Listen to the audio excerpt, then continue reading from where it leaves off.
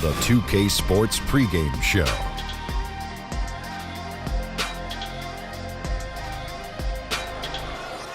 NBA regular season opener for a couple of teams. Thank you all for tuning in. So happy you're here. I'm ecstatic that you're here. And I'm really happy that Kenny and Shaq are here too. I miss you too, Ernie. Thank you. Me too.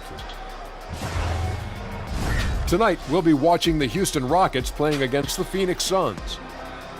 Well, for the Suns, they are hungry for a win here. Last season, they got swept by this team. 4 straight losses, something they haven't forgotten. Here we are, opening night. Every club can have high aspirations, but Kenny, what's the key to growing throughout the year? Oh, when you said club, I was thinking nightclub. Oh, what are you talking about? Of course, you always are. But, you got to be willing to adjust. Honestly, be willing to adjust. Don't stick with the same plan just because you might think it worked. If it's not working, it's going to show you it's not working. It's a long road, so you can never get too high or get too low. And remember, just have fun along the way. Kind of like we do here. Yes. Isn't this a blast? Yes, it is. Oh, do we have fun? We do. What's the most fun about this job for us? Just looking at you every day. Oh, man. I feel the same way about Kenny. You feel that way looking at him? No, when I look this way, it's this fun. Oh, there's no one there, but that's fun too. We do have a good time. We were having a good time.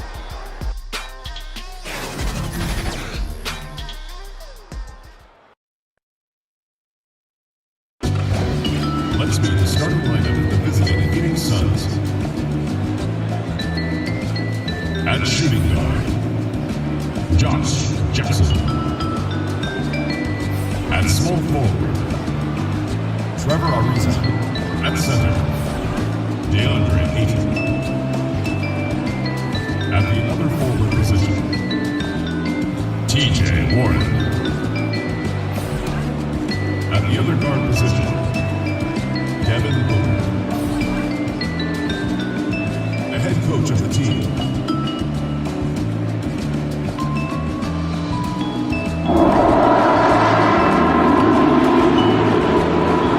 and now, tonight's starting lineup. At power forward, at 6'6", number 4, PJ Tucker.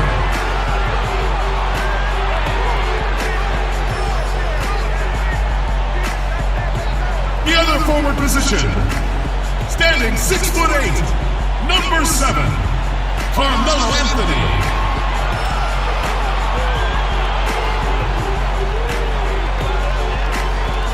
The big man, 6 feet 10 inches, number 15, Clint Capella.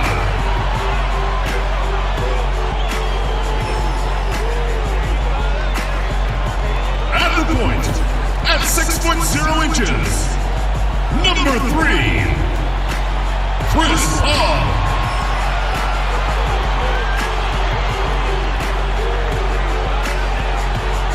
And starting at guard, number 13, James Harden.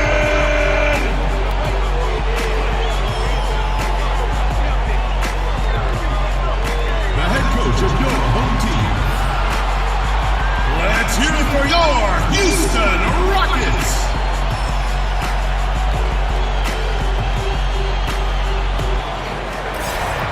We've got a full house of rabid Rocket fans packed into the arena here in Houston, Texas.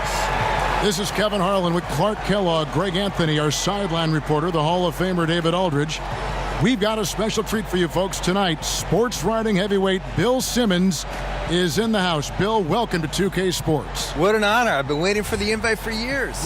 And we've been waiting for the acceptance. Thanks for joining us. Let's do this. A battle in the Western Conference. This Houston crowd hoping to watch their Rockets come out on top.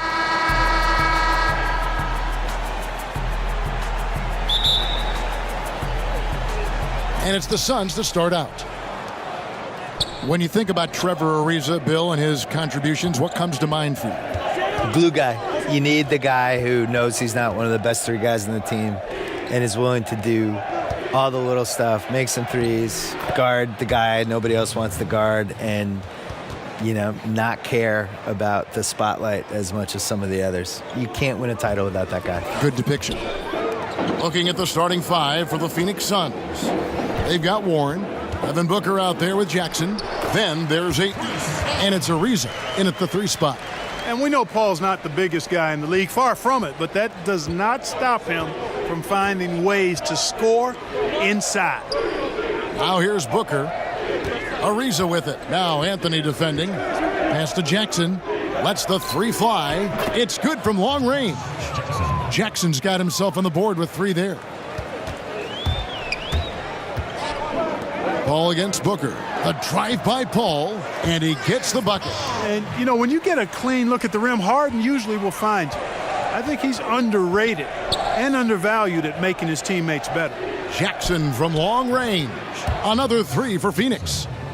Bill, we know about the love affair you have with the NBA, and you've written about it for so long. Started with the $4 ticket in Boston with your dad. Yeah, my dad bought season tickets for the 1973-74 Boston Celtics, and it was only 1 ticket. And I think it was $4 a game, probably like $160 total. And he used to carry me in mainly because they didn't want to pay for a babysitter. So I started going to games that year, probably sleeping through a lot of them, and they won the title. How old were you in 17? So I was 4. 4 years old. I'm not going to lie, I don't remember anything from that season. The first season I remember is the year later when they lost before the finals to Washington. And then the year later, they won the famous finals against Phoenix, the triple overtime game. I was there. Was Cowens on that team? Cowens, Havlicek, Yep. JoJo White. Yep. And I was at the triple overtime game in the 76 finals. Was probably the most famous NBA game ever. The kids out there now would nominate like Game 7, 2016 or something. But triple overtime game was the most famous game ever. And I slept through the entire second half and the first overtime. Oh, no. But then woke up because everybody was standing the whole second overtime, so I had to get up. Bill, it's interesting. More than 50 colleges and universities now offer scholarships in esports. I did not know this, and that number is probably only going to go up. Yeah, and it makes sense, too. What's more popular, esports or water polo? Esports. No offense to the water polo players, but come on. Let's move love it. with the They times. cannot get enough of these games. No, every college should have esports. Here is Paul following the basket by DeAndre Ayton. Stolen by Jackson. Puts it up from 15. Offensive rebound. Ayton. There's the basket and make it a double-digit lead. Ayton's got 6. Yeah, they're going to have a nice little run here. And Houston calls their first time out of the game. And while they swept the season series against them last year, making it pretty clear how much separation exists between the two teams. Yeah, Greg, one is a playoff team. The other, question mark, ... not so much. But things change, and you're only as good as your last win, so we'll see how they handle things tonight.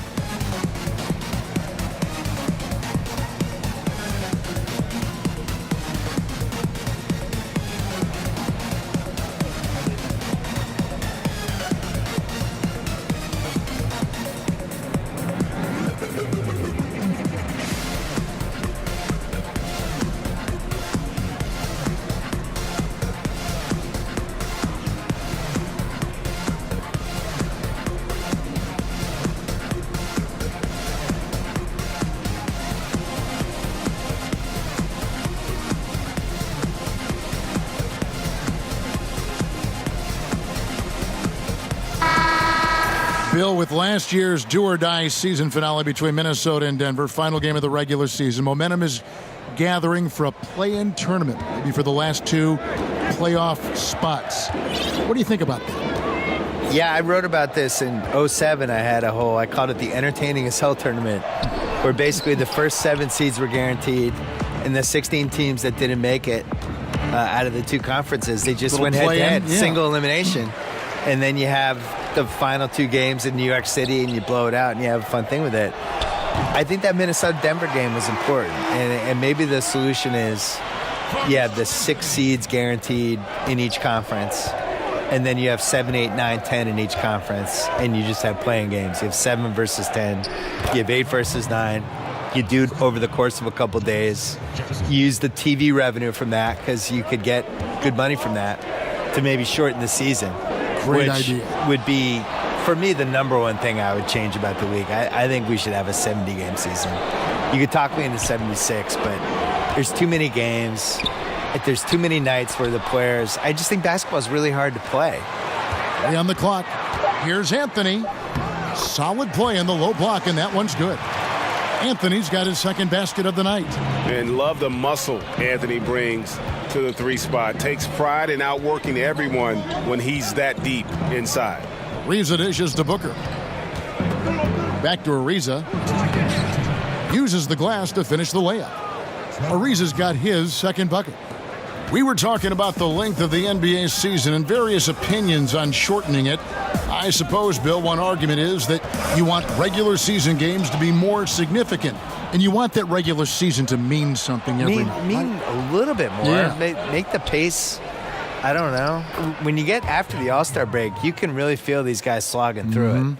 You know, and especially with the good teams, like a team like Golden State, all they did all year was whine and complain. Oh, well, we know this is going to be a hard season.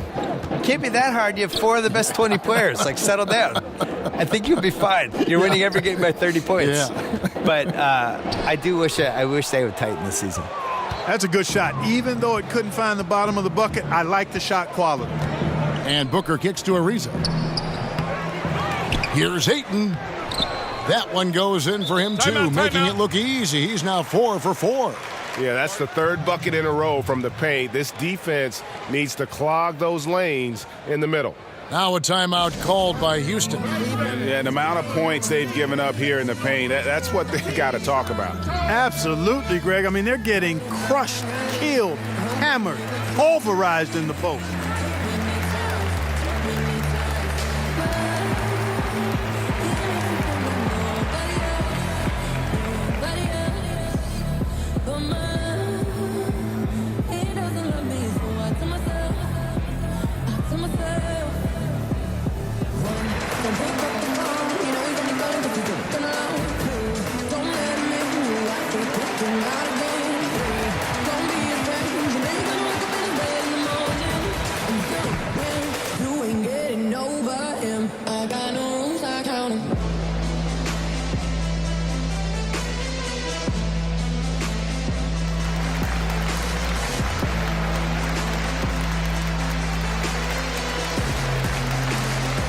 Houston with a big group substitution here. Nene, he's checked in for Clint Capella. Ennis comes in for P.J. Tucker. Eric Gordon, he's checked in for James Harden. And Knight subbed in for Paul. Phoenix also making some changes. Bender, he's checked in for Warren. Troy Daniels comes in for Trevor Ariza. And it's Bridges in for Jackson.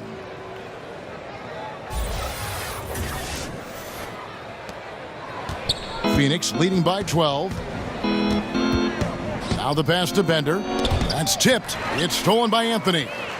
Oh, and a fast break for the Rockets. Here's Knight. Lands soft on the front of the rim and drops. Boy, that was a terribly difficult shot, but still, somehow, some way, it went down. Wow. Bridges kicks to Ayton. Lets it go with a 3. And there's Bridges on the assist by Ayton.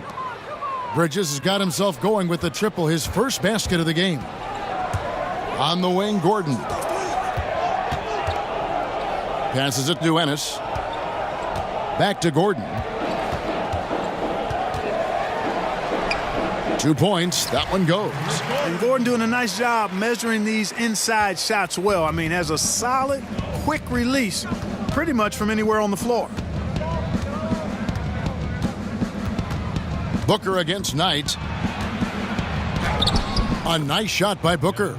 And already with the commanding lead, a terrific offensive performance. Yeah, and the execution, time and time again, right on point. They're running their offense to perfection. And so it's the Pheonix Suns. 13 points up at the end of the period. And their ability to get points in the paint has made all the difference in this one. We've got more in store for you right after this.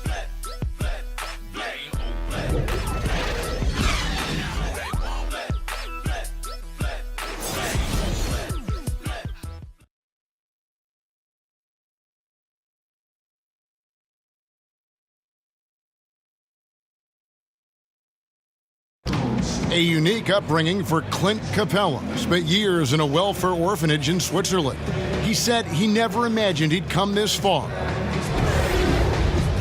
Even as a kid, I wasn't even dreaming about that far. I would say that's even past my dreams. I mean, now I'm just living the moment, trying to work hard as I can, and just enjoy the present.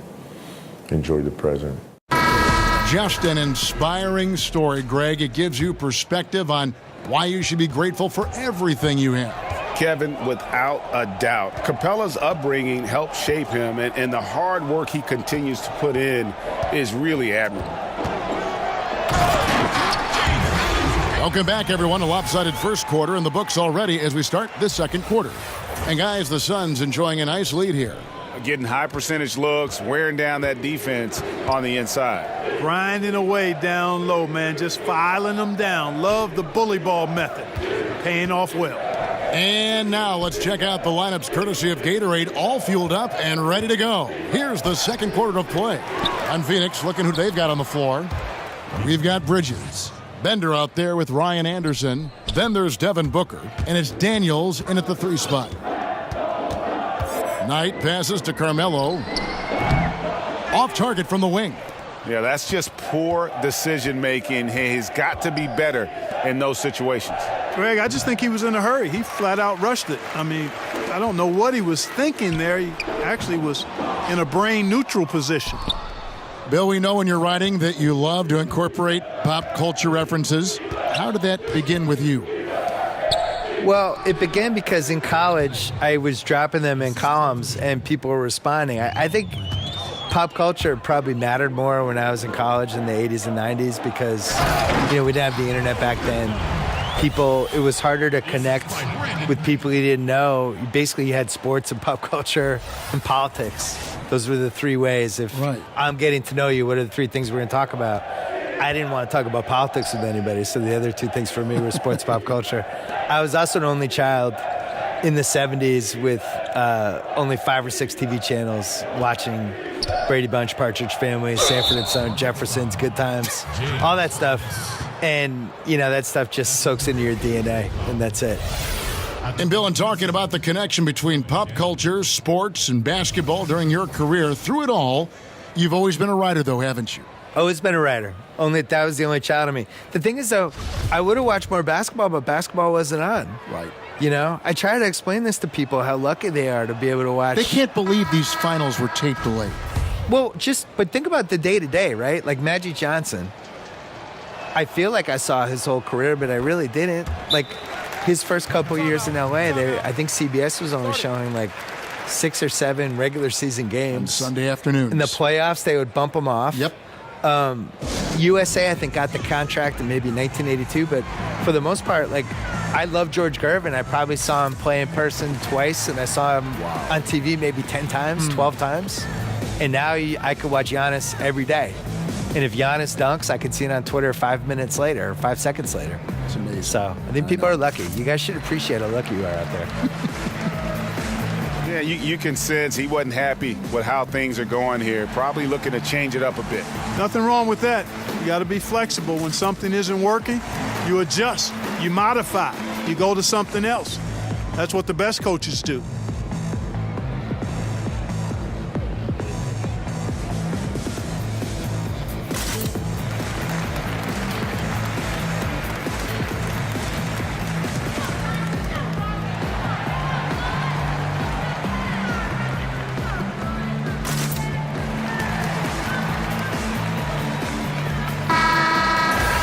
And some great passing here so far. Let's check out this chart that breaks down where the assists have been coming from for the Suns. Well, you love to see your front court that really is so gifted with the ball. Great vision, court awareness. They have been a major part of the offensive flow in this game, and what a luxury to have bigs that can pass. Knight kicks to Gordon. Booker against Knight. Nene dishes to Knight. And some nice passing there by Houston. Just 5 on the clock. Not going to go that time. Now the Suns take it the other way. They have been board dominant in this game. That's definitely been a factor in crafting this huge lead. And it's been a well-rounded performance. I mean, strong rebounding has certainly been at the center of it, but it's been good on a number of levels. Yeah, mad respect to Bender for pounding the offensive boards there. So skilled at earning second chance opportunities for his team. Brandon Knight certainly can pass the orange. Suns leading by 15. Second quarter of play with almost 3 minutes gone. Anderson a screen on Knight. Bender with a wide open look. Off the mark there with the three-point shot. Bill, several of your books have been bestsellers. How did it feel to see your work so well received around the world? I think I was really happy that the basketball book did well because I spent a long time writing it, and it was 700 pages. And when it got mailed to me, it was so big, I thought people would just be terrified of it. And, you know, it turns out, I think they embraced the size. I think they did. They liked it. I designed it for people to be able to put on their toilet or bring on an airplane or whatever they want to do with it. But I was always amazed that there wasn't a basketball book that tried to kind of group all these other books and some of the opinions and all the misinformation. Like the fact that, honestly, the reason I wanted to write the book was just that people thought Wilt Chamberlain was better than Bill Russell. And yet every single thing written in the 60s was that Bill Russell was better. Yeah. And all the players would say Bill Russell was better. And when they played together, Bill Russell's team won. So it's like, how do we get to the point where people think Wilt Chamberlain was better? So it was that and some other stuff that made me want to write the book. Back to Green. Shoots over Bridges. Pheonix grabs the miss. Tell you what, Kevin, they will take that look every time. Limited defense, great shot. Just came up empty. You live with those. Fires the three. Another three for Pheonix. Can't give up these looks. I mean, the defense has to be more aggressive guarding the perimeter. They need a good offensive possession. Yeah, they've gone a long time without a bucket. The shot by Knight, no good. +8 in the rebound differential. One more reason why they're in control. Yeah, double-digit advantage on the scoreboard. They've taken the initiative. They've played, I think, with more purpose so far. Hey, Bill, thanks for coming by. Fantastic stuff as usual. We really appreciate your time. Appreciate being on. Go Celtics. You can't root on these. I'm absolutely rooting. That's my team. And Clark, always great to have Bill with us, a content creator who really taps into what the audience is thinking. Could not agree with you more. Amen to all of that, Kevin. He's got a very loyal fan base and readers and viewers that share his vision, not just on sports, but on life. And that strong connection he has with them is admirable. Bridges against Gordon. Now, here's Bridges. He's guarded closely. A nice shot by Booker. And they're getting their points now almost exclusively from the triple. 4 of their last 5 makes are from beyond the arc. And, Greg, it's hard for me to watch this. I mean, the defense practically giving them those shots. The three. Here's Anderson. Anthony with the block. 2 seconds separating the shot clock and game clock. It's good. 8 points for Eric Gordon. And the shooting has really been there for him today, but he may have to take it upon himself to continue to carry this team and try and get out of this hole. Daniels, no good. Not really his best quarter as far as scoring. Let's see if he can eventually get back on track. Resplendent release on the floater. When executed correctly, it's a beautiful, effective shot. For 3, Booker. Oh, and he just knocked down the buzzer beater. Wow, what a miracle heave to finish off the quarter. How'd he get that one to go? I don't know, but I think that's a 2% shot. He'd make 2 out of 100 of those if you gave them to him. And so it's Devin Booker making highlights for Pheonix. He totaled 14 points in the quarter. He's given them all the offense they need right now. And we'll be back with you shortly. It's the 2K Sports Halftime Show. Ernie Johnson here with Shaq and Kenny, and a favorite time of the year as we're halfway through one of the first games of this fresh NBA season. Devin Booker putting in some incredible work. He had 18 points, 4 rebounds, and 1 assist. A solid performance already for him, and he might erupt in the second half if his last game is any indication of what we might see. Kenny, let's start with you. What did you think about the Suns? Well, the one thing we already know, Devin Booker can score. And what I'm seeing now is he's able to lead. The offense goes through him. He controls the pace, and he makes tons of great decisions. Terrific catalyst for them in the first half. And Shaq, let's get your input on the Rockets. Well, it's no wonder they're getting blown out. No energy, no fight in the rebound battle. Ernie, you got to pick it up. You got to pick it up starting now, or it's going to be impossible to come back. Like the Pythagorean theorem, times 50, times 100, times 50, times 10. Impossible to figure out, Ernie. And that's all we have for now. Tell the folks goodbye, Shaq. Tell the folks goodbye, Goodbye. Kenny. Goodbye. Go to Kevin Harlan.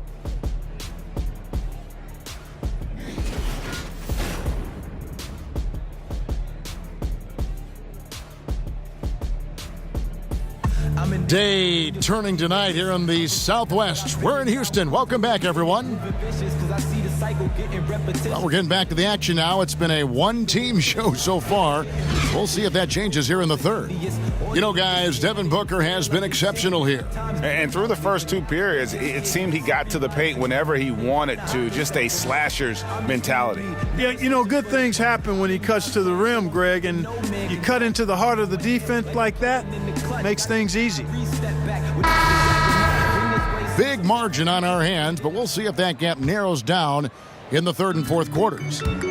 Clark, a favorite topic of yours, great rebounders, glass eaters as you call them. Who's the best at creating those important second chance opportunities for his team? Well, a couple of guys stand out for me in that regard, Kevin. DeAndre Jordan is terrific. Enes Kanter, probably, he might be the best offensive rebounder in the league, Enes Kanter. I mean, he goes and gets it in his area, out of his area, through guys, over them.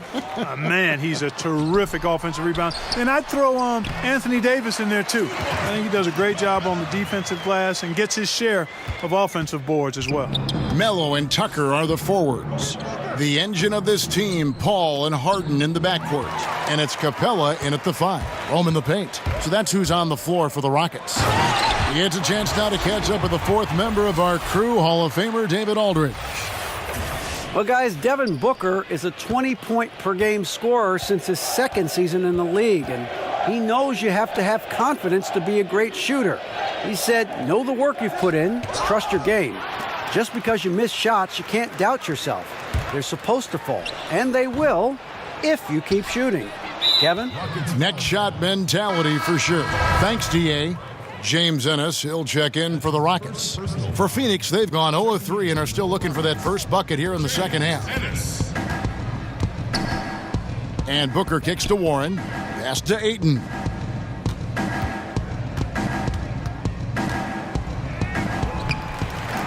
Kicks it out to Booker. Another shot. And a lot of contact on that one, so he'll shoot 2 here. Ennis. That's his second personal foul. 2 shots, gentlemen. 2. And if you look at the numbers for Devin Booker last season, I mean, he upped his assists and rebounding, his scoring and shooting percentages. He has continued to impress with his development.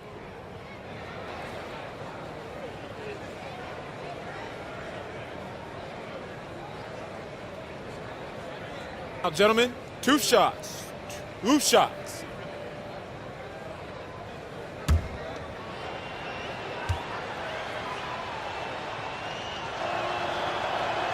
And he makes the first.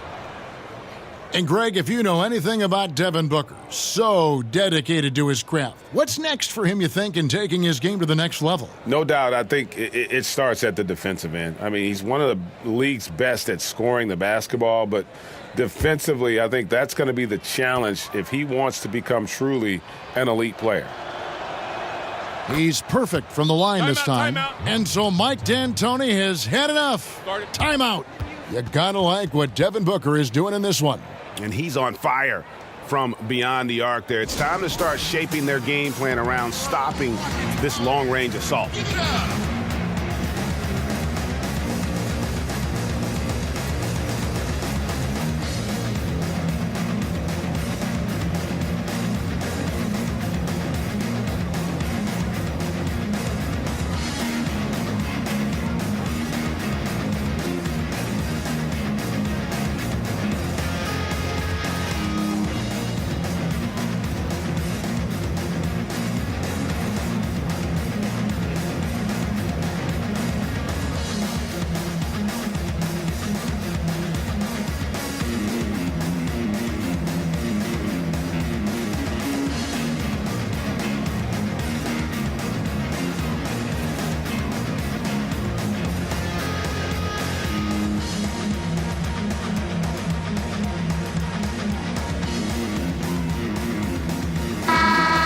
chance to check out stats for Harden.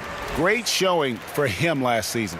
Last season put up about 30 points a game, 8 assists, and 5 rebounds. And you know, pretty terrific numbers across the board. Yeah, so many books in his library, he lights up the scoreboard on a nightly basis. Ennis passes to Harden.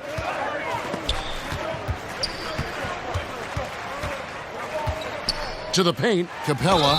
And it's going to be 2 free throws. Drew contact on the shot.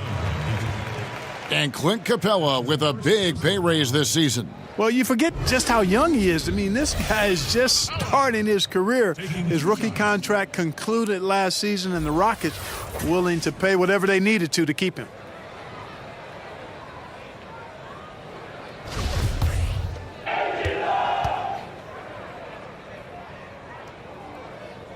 And the first one at the line is good. Well, at the start of the summer, many expected a busy market for Capella in free agency. Eventually, though, signing a 4-year deal to remain with the Rockets. I feel like it's a great deal for Houston as Capella gives them the perfect inside presence to complement Harden and Paul. You know, in recent years, the Rockets have not lacked for critics. I mean, they're a jump shooting team. They're a bean counting front office. A coach whose teams don't defend. Last season, I think, silenced a lot of those critics. Outside Warren. Shoots over Tucker. And the Suns miss again. Rockets have gone 2 of 5 shooting here in the third quarter. Paul kicks to Capella. Tucker with the ball. Now guarded by Ayton. And the basket is good. And that's now 6 points for Clint Capella. And Clark, it all seemed to come together for the Rockets last season. What was the key in your estimation? I think you've got to look right at the addition of Chris Paul, reducing the workload on James Harden, more defensive-minded wings, also the development of Clint Capella. When you factor those things in, you get 65 wins during the regular season for the Rockets. Warren against Harden. And 2 free throws coming up, unable to get that one to go with all the contact. T.J. Warren picks one up. And, you know, the Beard continues to impress, continues to get better, and MVP candidate seemingly every season. Now, I've got a question, though. How does he maintain the look of that beard?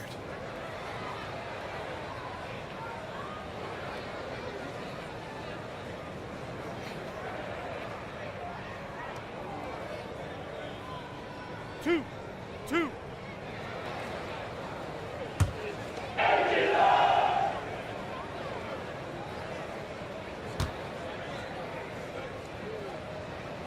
No good on the free throw. And James Harden taking home the MVP award in 2018. And Clark, well deserved. It sure was, Kevin. A career mark in scoring a league-high 30 points a game. The first player ever to drop 60 points as part of a triple-double. It certainly was his year. He's off on the second. One of the buzzwords we hear all the time now, Clark, two-way player. But when you were out there, everyone had to be, it seemed to me, a two-way player. Yeah, you know what? I think it's interesting when you see some of these terms that come into vogue. There's not much that's new under the sun in terms of the game. And clearly, two-way players were as valued in the past, even before me, as they are now. I just think it's part of the language of the game now where it's more prevalent. The Suns shooting their 6th and 7th free throw attempts tonight. And talking about last season, this team hit just 74% of their free throws. I'm sure they were hoping for better than that.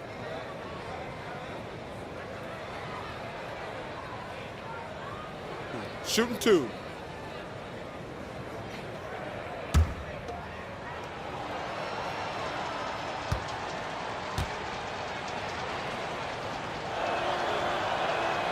And the first one drops.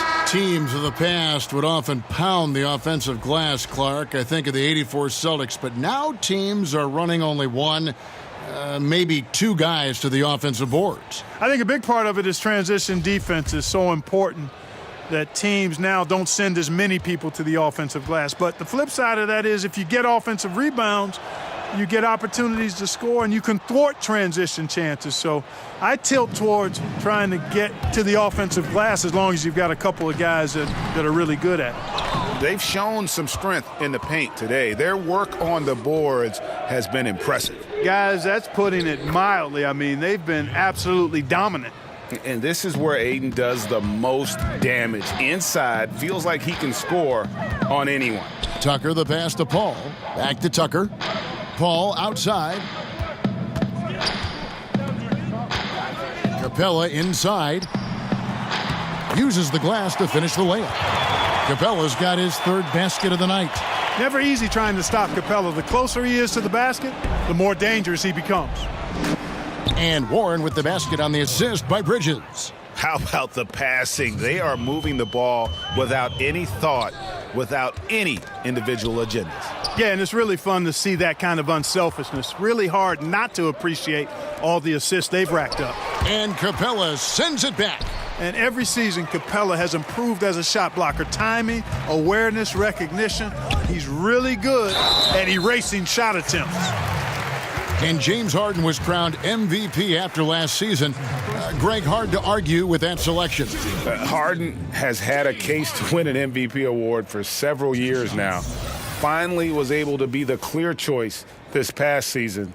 Another great line on what is shaping up to be a Hall-worthy resume. Two shots.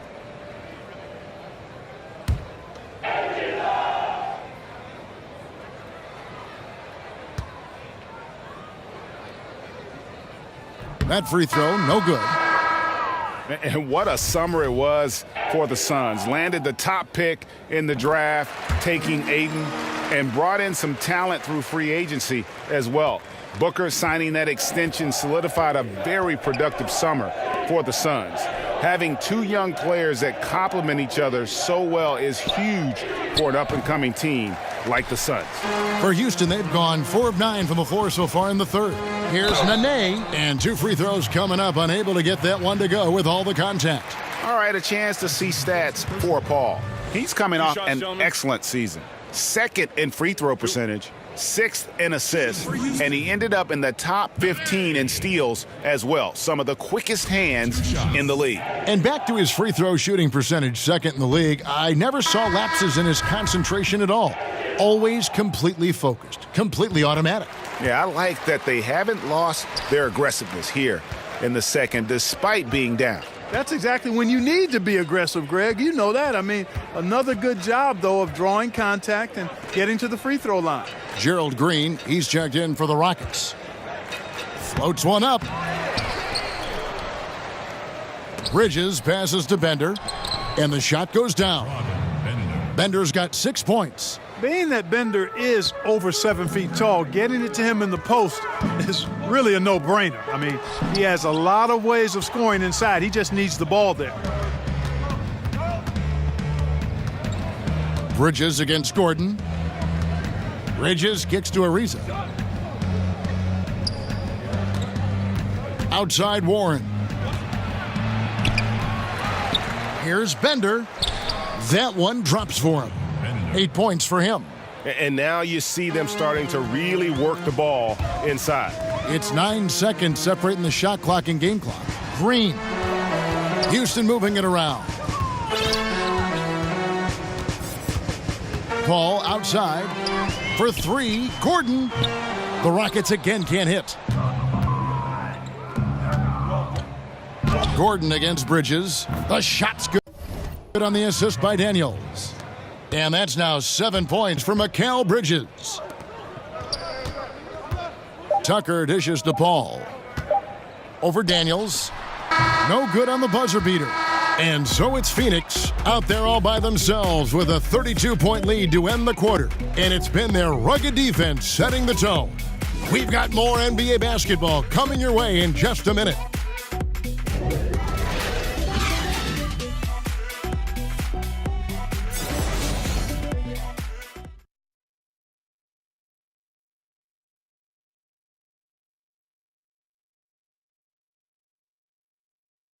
How about a look at today's State Farm assist of the game?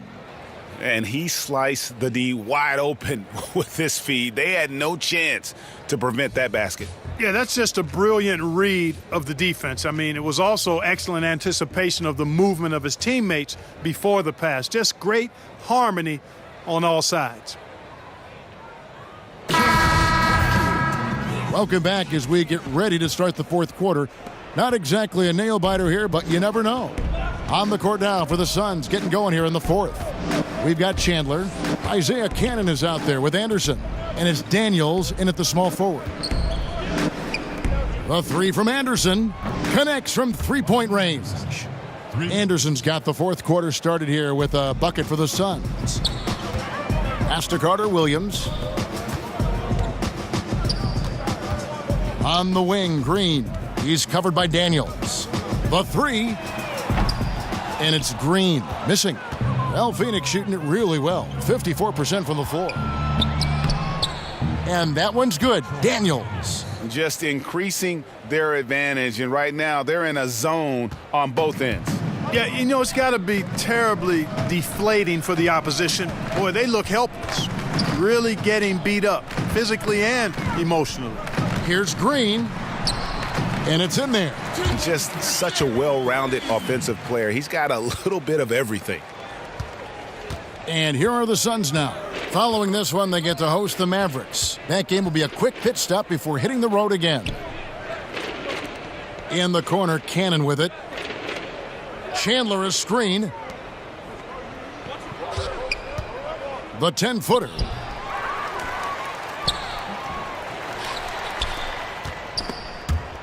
And stolen by Knight. And now it's Knight running. He can go all the way. Count the basket. Well, I like that he shows no hesitation there. Well, that's as easy as it gets, quite honestly. Riding solo and coasting all the way to the rack. No simpler than that. Anderson the screen. Here's Cannon. So the whistle blows on the shot and 2 free throws for the contact right there. And a chance now to look at the schedule for Houston.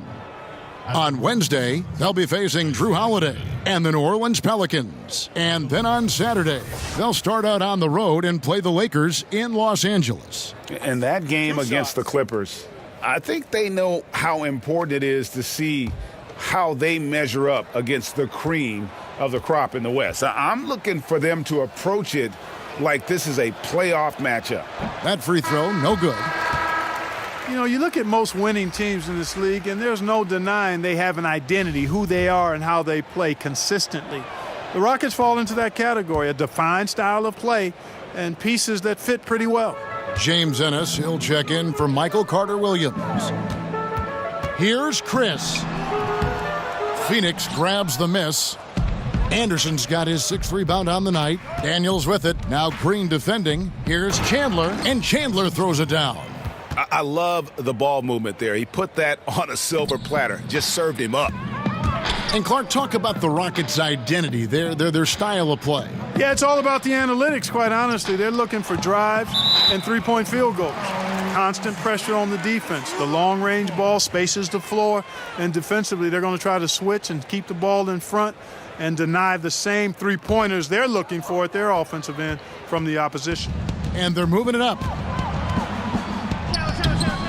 Keeps it alive. He hangs in there and cashes in on the second chance points.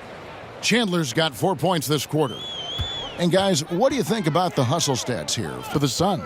Their high-energy defensive effort has paid off for them, guys, with more than a few steals over the course of the ball game. And also, guys, they take a lot of pride in their ability to rebound the basketball, especially on the offensive end. It really does make the game easy for your teammates when you can lead them to the rim that well with a pass. And Chandler throws it down. My goodness, he is such a great dunker. Greg, a high riser, no doubt about it. Nothing surprising about that, guys. We've come to expect plays like that from him, and still, they never get old. Now a timeout called by Houston. We're hearing more players and coaches express their political beliefs, their social concerns, trying to, in a positive way, affect change, Clark. And Kevin, I applaud it, respect it, admire it, and can't get enough of it. As long as players and coaches are well informed about that, which they talk about, and most of the NBA guys are. And I think it's important that wherever we are in life that we use our platforms to express our views. That's part of what being a citizen of this country is about. So I don't think you necessarily compartmentalize your life. If there are issues that are dear to you, that you want to speak out on and educate yourself about, then you use your platform for that purpose while performing your job, which just happens to be playing NBA basketball or coaching NBA basketball.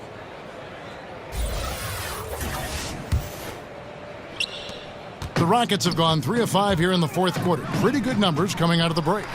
The shot's good. 6 points for Chris Paul. And he's so aggressive offensively. I like his assertiveness. CP3 not taking 1 second extra to pull the trigger once he gets the pass.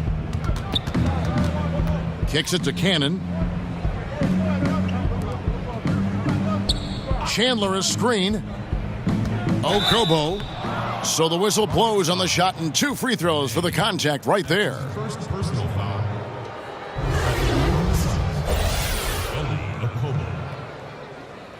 Taking 2 shots.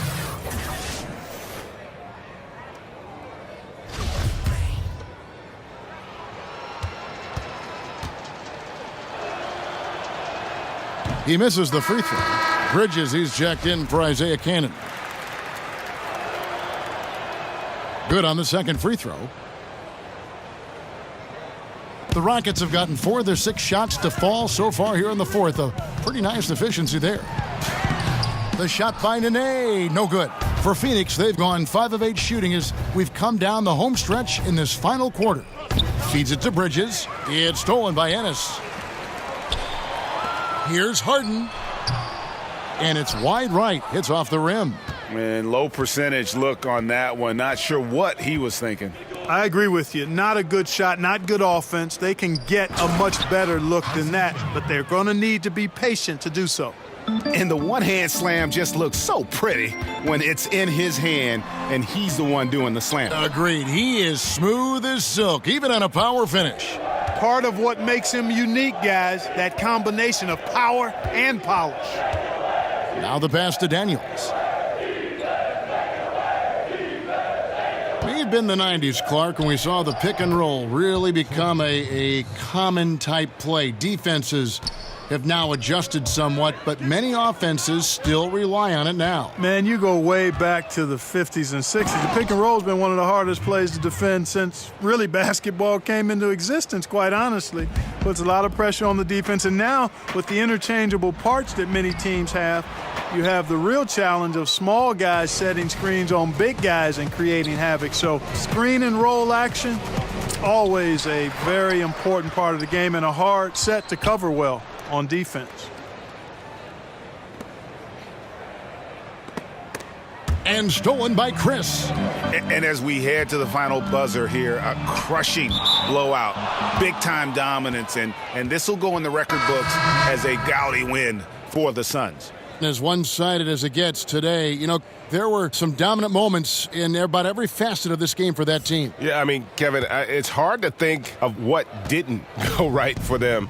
Game planning by the coaches, execution by the players, everything was just on target. And it'll go down as their first official win of the new year.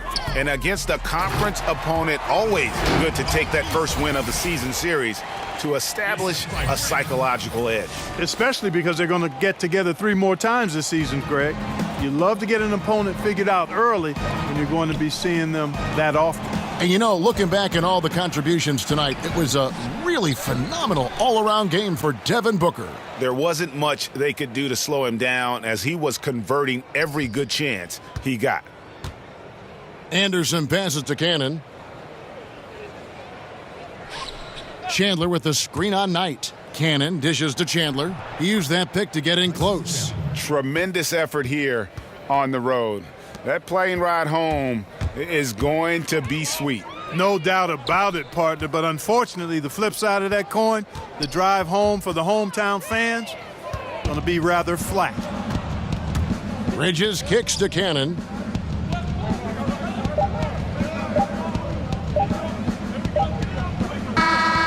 So it's the Suns winning easily here.